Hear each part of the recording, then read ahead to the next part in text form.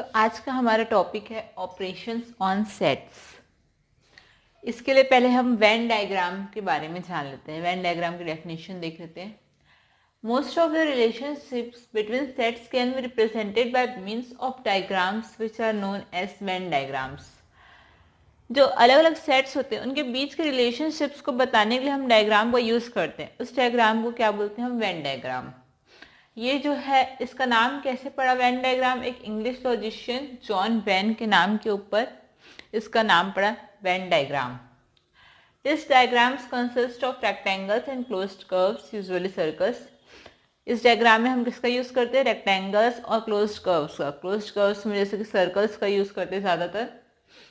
इसमें जो universal set होता है उसको हम रेक्टेंगल से डिनोट करते हैं और उसके सबसेट्स को सर्कल्स से।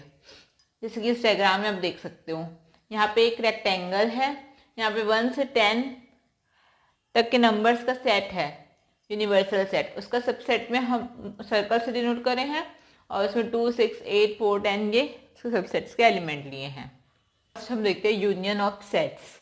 The union of two sets A and B is the set C, which consists of all those elements which are either in A or in B, including those which are in both. Means इसमें हम दो set लिए हैं A और B, उन दोनों का union क्या होगा? एक सेट C मान लो, जिसमें जो एलिमेंट्स या तो A में बिलोंग करते हैं या B में, दोनों के एलिमेंट्स जो है सेट C में आएंगे, मीन्स उसके यूनियन में आएंगे। उसमें जो कॉमन एलिमेंट होंगे उन दोनों में वो भी एलिमेंट आएंगे और एक बार आएगा, क्योंकि ऐसे हम सेट बनाते हैं कोई भी एलिमेंट ऐसे रिपीट नहीं करते। ऐसा नहीं होगा कि जो एलिमेंट ए में भी है बी में भी है तो वो दो बार आ जाएगा उसके यूनियन में, वो दोनों को एक बार इंक्लूड करेंगे। इसको कैसे लिखेंगे? A union B equal to, यहाँ पे एक्स कैसे एलिमेंट्स है? या तो ए के या तो बी के, मीन्स दोनों के एलिमेंट्स जो है उसके यूनियन में आएंगे।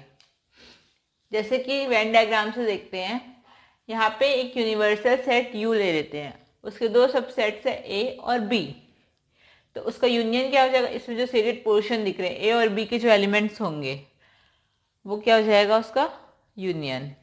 अब हम देखते हैं यूनियन ऑफ सेट के एग्जाम्पल्स और उसके कुछ properties.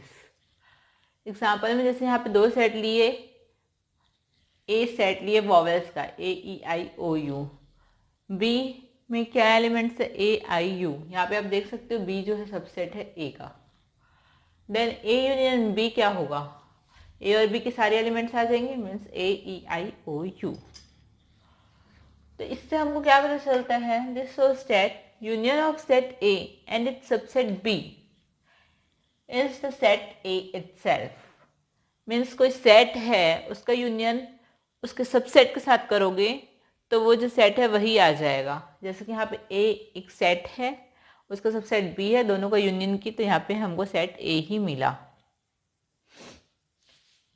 That is, if B is a subset of A, then A union B is equals to A. Next example देखते हैं, A is equals to 2, 4, 6, 8, B equal to 6, 8, 10, 12.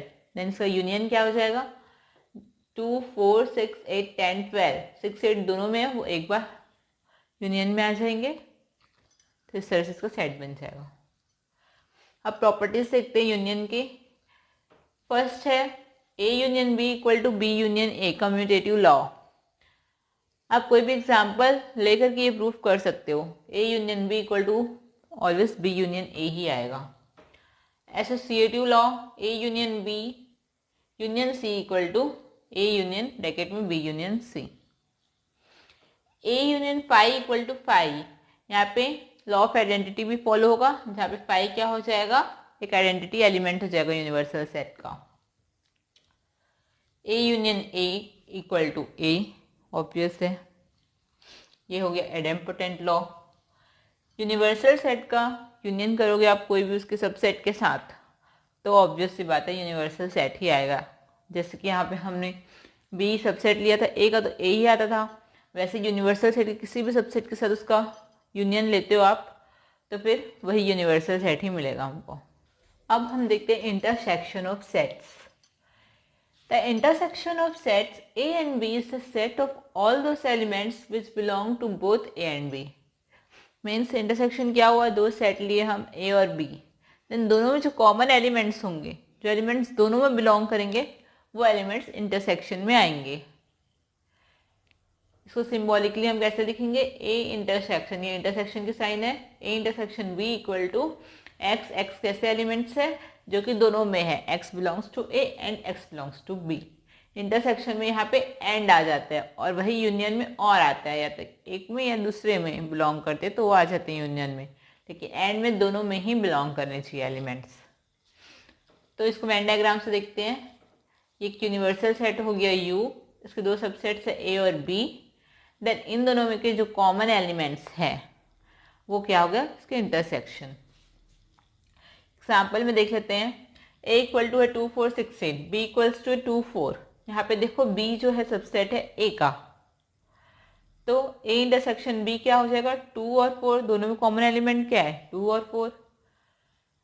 That is, अब इससे हमको क्या पता चलता है कि अगर B सबसेट A का, then A intersection B equal to B ही आ जाएगा। मीन्स उसका जो कोई भी सेट है उसको सबसेट के साथ अगर उसका इंटरसेक्शन करते हैं तो वो सबसेट ही उसका इंटरसेक्शन होगा। और यूनियन में क्या होता था कि अगर कोई सेट है उसका सबसेट के साथ अगर हम यूनियन करते तो वो सेट ही आ जाता था, लेकिन इंटरसेक्शन में उसका सबसेट उसका इंटरसेक्शन होगा। नेक्स्ट एग्जांपल में A जैसे कि 2 4 6 8 है, B 6 8 10 12 है, दोनों में कॉमन क्या है 6 8, तो उसका इंटरसेक्शन क्या हो जाएगा 6 8। इंटरसेक्शन की प्रॉपर्टीज देख लेते हैं। A intersection B equal to B intersection A, commutative law होगा। A इंटरसेक्शन B ब्रैकेट में intersection C equals to A intersection bracket में B intersection C, associative law भी फॉलो करेगा इंटरसेक्शन। फाई का हम अगर इंटरसेक्शन करते हैं ए के साथ में, कोई भी सेट के साथ अगर आप फाई का इंटरसेक्शन करते हैं तो ऑलवेज फाई ही आएगा, क्योंकि कॉमन एलिमेंट्स क्या होंगे दोनों में, फाई। यूनिवर्सल सेट के साथ में अगर इंटरसेक्शन करते हैं तो जिस भी सेट के साथ आप यूनिवर्सल सेट का इंटरसेक्शन करोगे तो वो सेट ही आ जाएगा। जैसे कि यहाँ पे यू इंटरसेक्शन ए करे तो ए आएगा, तो ये हो गया law of phi and U. A intersection A equal to A ही आएगा, ये हो गया इडेम्पोटेंट लॉ, इडेम्पोटेंट लॉ।